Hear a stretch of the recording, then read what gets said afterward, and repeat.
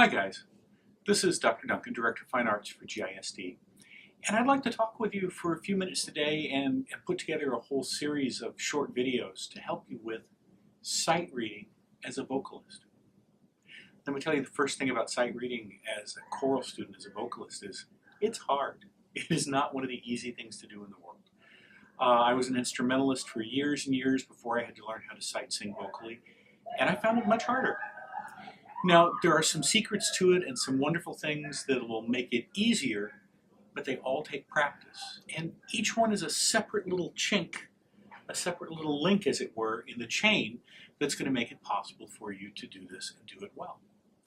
The first one you've got to be able to do is you have to be able to read music on the staff that you sing in.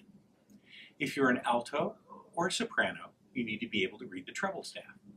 If you're a tenor or a bass, you need to be able to read the bass staff, and sometimes as a tenor, you need to be able to read the treble staff with the little 8 symbol underneath it, which they use sometimes as a treble staff.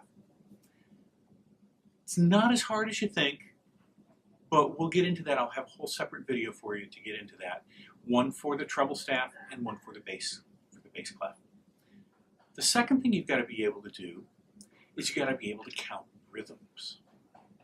Rhythms are countable by using subdivisions of the beat. To do that, we have to know what the beat is, and that is probably being told to us by the time signature. So I'm going to make a little video for you on time signatures and the division of beat and how that all works together. Then another thing you've got to be able to do is you have to be able to look at the note that's on the page and sing that note. Now we'll give you the first note. We're allowed to do that, and we can give all the notes that are used in the piece. But from there on, you have to sing them yourself. So let's say you had the notes C, E, and G, which are 1, 3, and 5. You'd be given 1, 3, 5. Oh my goodness, Dr. Duncan, how do I know where 1, 3, and 5 are?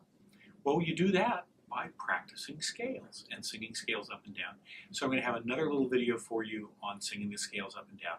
But this little introduction video is just to warn you that sight singing is hard. We understand that completely. I understand. I was terrified for my whole first year of theory when we had to do sight singing because it was so hard to me.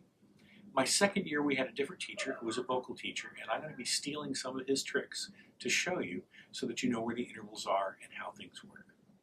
But that's our little bit of beginning, and now I'll go on to the next thing.